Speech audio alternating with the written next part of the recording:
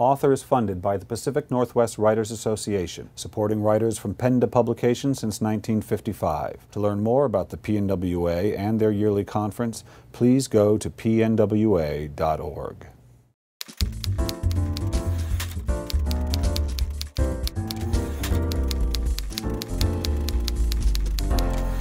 Hi, this is Bill Kenower of Author Magazine, and today we're in the Seattle home of Randy Sue Coburn, author of A Better View of Paradise. Welcome to Author. Nice to be here with you. Can you remember when you first became interested in the idea of story? Just the idea of story, not necessarily writing it, maybe hearing it, maybe telling it? I was surrounded by storytellers in the South. I mean, that's the one good thing about growing up in the South. I was just always drawn to books and making up things. And I don't know exactly where that came from. As a girl? Yeah. Did you write your own stories down? Not really. No. No, I didn't really start making up stories till I was in high school. Okay. And I never had a lot of confidence around that, the way I did around, say, working for the school newspaper.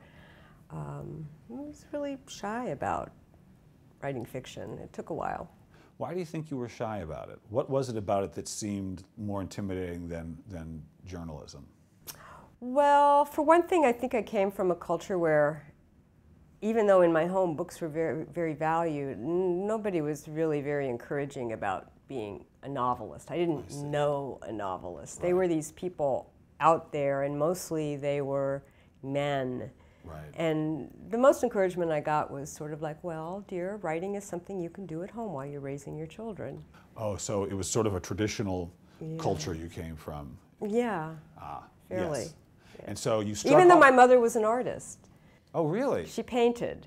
And so she understood creativity. Actually, it was my father who said mostly writing is something you can do at home while you raise your children. Okay. Traditional dad. All right. Oh, wonderful. Great place to start. But you did go and study journalism. Would you study journalism in college? I did. I got my degree in journalism. Did you enjoy the career of journalist? The best thing about being a journalist was when I figured out a way of getting a paycheck for staying at home and reading books. You became a book reviewer? No, I started interviewing authors. Ah. And that was sort of my self-styled graduate school. So all the while you were doing the journalism, did you have a kind of secret yearning to be writing something creative? Yes, I did. From the get-go? Not from the get-go. I think what was great about journalism was it gave me a lot of life experiences, and I don't think I had enough to start writing fiction in my early 20s. Oh, okay.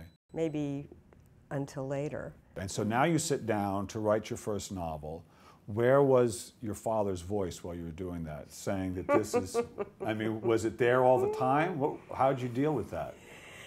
You know... How do you still deal with it? I don't know that... My father's voice was a critical voice, and it's, I think everyone who writes is very familiar with the inner editor, and who you have to send away at times and say, come back later in revisions when you're useful. Right. But I really felt, by the time I made the decision to write fiction, I think my family was used to the fact that I was on my own path. Well, your family was, but you had said when you were young, you really, it was, the author was, you'd put them, I suppose, in a sort of separate category from the sort of masses. Had you brought them back down to earth by that time that you decided to write one? Or were you still dealing with them as the sort of special other? You know what really helped more than anything was, well, reading more and more fiction by women really empowered me in a way. Oh yes, the domestic can be rich and multifaceted and magical. And having a residency at Hedgebrook, which is just for women writers, where the only imperative was to be the best writer you could be, was an amazing thing. I'd never read my fiction out loud to anybody. You know, I just sent it off to literary quarterlies. Do you remember the first time you did it? Oh, I thought my heart was just going to pound out of my chest. You think the whole crowd can hear you, right? Just thunking away. Yeah, and there were only 7 women sitting around a wood stove in a farmhouse living room. But it was very transformative, that experience. Did you start discovering yourself as you went into fiction because you had to bring yourself into it? Definitely. And what surprised you the most about what you found? Well, that's a good question. That I really have a lot more nerve than I seem to in most of my daily normal interactions in life. You know, there's a part of me inside that, you know, it's much more feisty and combative maybe than I normally think of myself. So within you is an inner feist. Yeah. So you taught at the University of Washington for, how many years did you teach there? Gosh, I think about 8 or 9 years. Wow, okay. Screenwriting, though. Screenwriting, because you had done Mrs. Parker. And some other projects. Yeah. It kind of begs the question that writers debate sort of on a regular basis, which is, can writing be taught? Can you really, how much can you teach, and what can you teach, and what can't you teach? Where do you land on all of that? Because obviously, did you take a creative fiction writing class ever, or did you just do it by? No, I didn't. So you didn't. I didn't. So where do you, having taught writing on one level, and having never been taught the thing you actually really do, where do you land on all that? Well, I tend to land with the people who say that you can teach craft, but you can't teach inspiration. Yeah. And I remember once when I was teaching, I taught adult learners, and we were working with scenes of theirs, and to one person I made a specific suggestion, you know, about the very specific changes I would make to that scene, and, you know, rewrite it, and we'll talk about it. How did you know to do that? She asked, and don't tell me experience.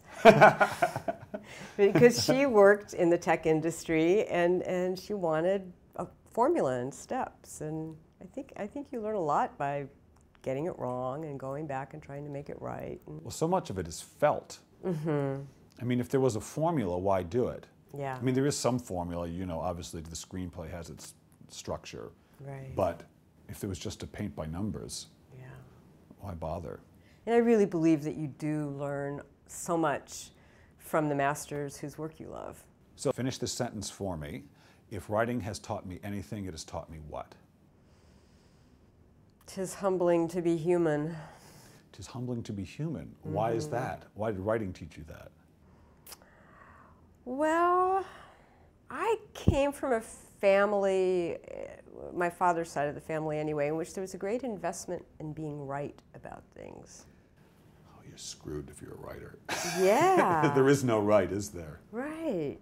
So, to be accepting of that, I had to really be accepting of, you know, complex, complicated, contradictory people who were conundrums often to themselves, so how could they understand anybody else? Right. And what better growing place for conflict than all that?